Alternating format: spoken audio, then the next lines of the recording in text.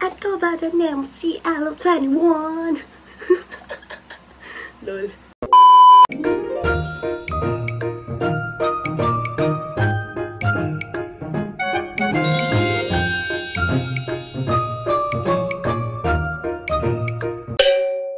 Hello mga bebes! Welcome back to my YouTube channel! So ngayon, gumawa ako ng on-the-spot video kasi malapit na ang comeback ni CL Uni na napang-gichibay. So ayun, naisipan kong gumawa ng makeup tutorial na gaya kay CL Uni. Pero guys, wait lang. Hindi ko mapapangako na gayang-gaya talaga. Kasi syempre, iba talaga si the baddest female. One and only queen. Alam niya yan, guys. So, ayun. Nag-request kasi si Bebe Joss nang gawin ko yung makeup niya dun sa picture niya, dun sa article. So, itatry ko ang best ko para magawa ko yun.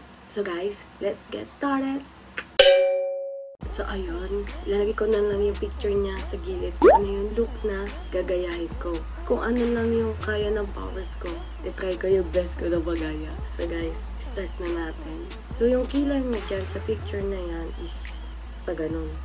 So, alayo ng kilay sa akin, diba? Kasi pa straight. So, itatry ko siyang pa-curvin kahit pa paano. Sana magawa.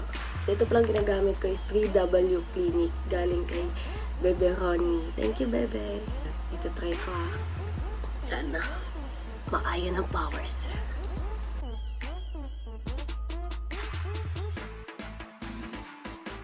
Tsaka dark yung kilay niya dyan, guys.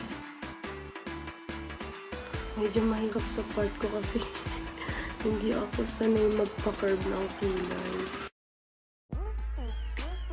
Yan, pwede na ba? Hirap.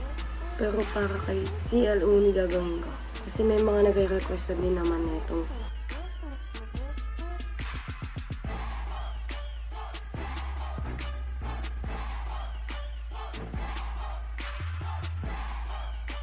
actually, ang sexy talaga ng kilay niya sa totoo lang. So, baka magtaka kayo, hindi na ako naglagay ng cushion or foundation. Naglagay na ako kanina para dire-diretso tayo. So, ito first time ko. Baka hindi bagay sa akin.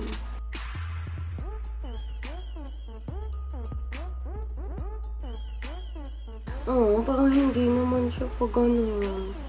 Mahirap. Wala pa kasi akong eyebrow gel, kaya ganyan muna.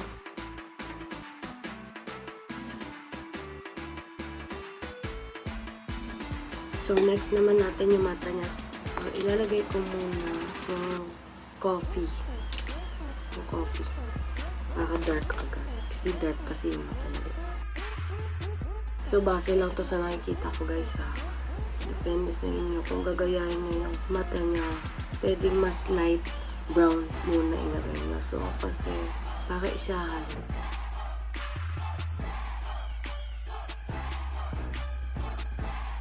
So, may pagka parang brown siya. Lalagyan natin sa ibabaw.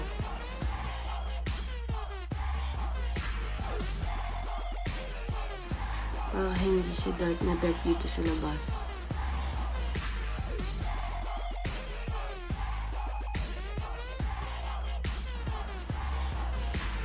Tapos, ito na muna yung gagawin ko para magkaroon ng eye wing. So, ito talaga yung pinakapanlaban eh.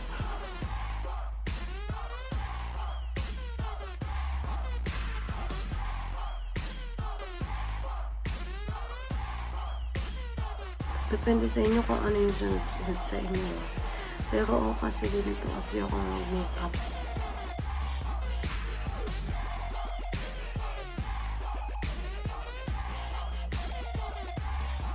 Ganda to lalo tignan, guys, sa mga sa mga single eyelid. Ewan ko, para sa akin mas nagaganda na kasi mas nangingibabaw ang eyeliner. So, ganyan siya, guys. Lumaki yung mata ko. Lumaki yung mata ko, magic.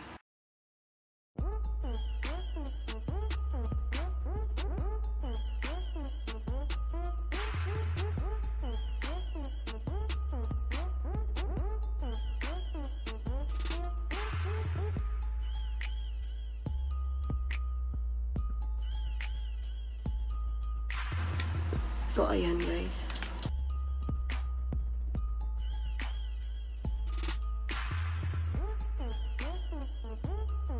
Ayan. O, diba? Parang naka-single eyelid lang ako. Magic. Dahil hindi naman ako ganun kahilig sa eyeliner na black sa mata. Lalagyan ko na din. Para lang dun na picture. Kasi nakalagay dyan sa picture, may eyeliner din siya dito. Sa waterline.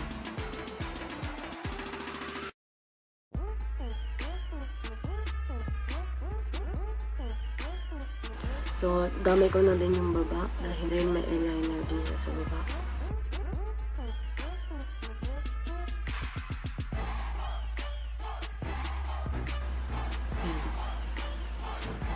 Tapos, corner natin para medyo umangat.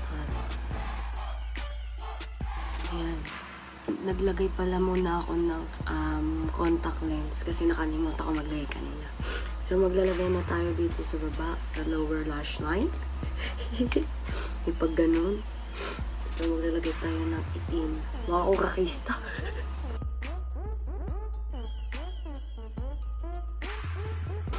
Ayan.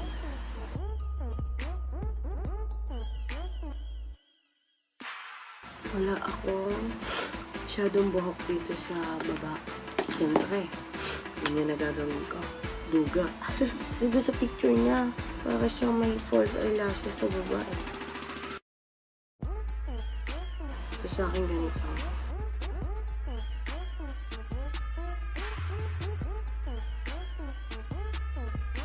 So balik tayo sa yan, medyo pumayat na diba? So balik tayo sa pagka-curler.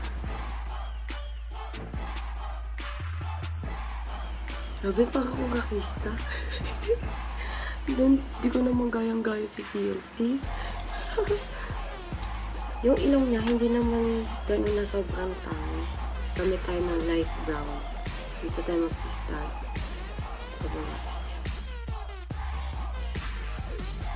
Kunwari may peke dito na lubog yung sa may mata.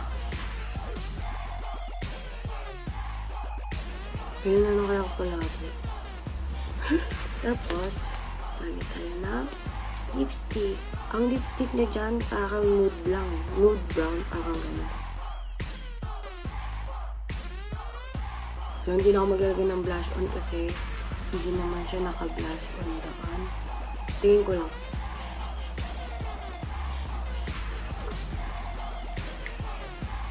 Kuha ba? Hindi naman. So guys, kakatas ko lang maglagay ng fake mo. Hindi ko pala na videohan. So let's start na sa finished product.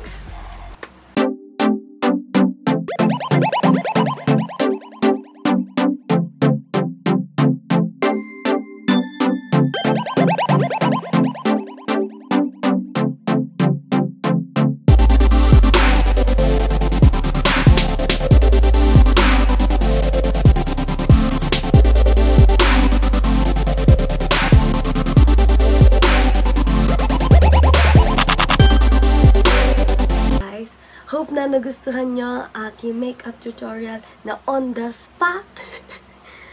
So, kung ano lang yung kinaya ng kamay ko, tsaka kung ano lang yung kinaya ko talaga, yun lang yung nagawa ko.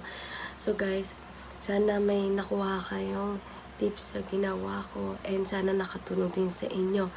And pasensya na kung medyo makalat ang aking wig kasi first time kong magsuot ng ganito. Kaya hindi ko pa alam kung paano ko siya isusuot. Tignan nyo. Mukhang pinatong lang. Pati ito itim.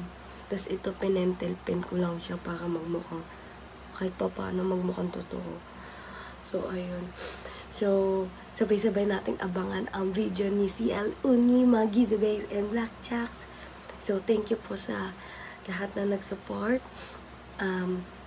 See you again soon. Don't forget to subscribe, like, and share. So, kapag may mga comments kayo or suggestion, comment down below na lang po. So, guys, see you next time. Bye-bye!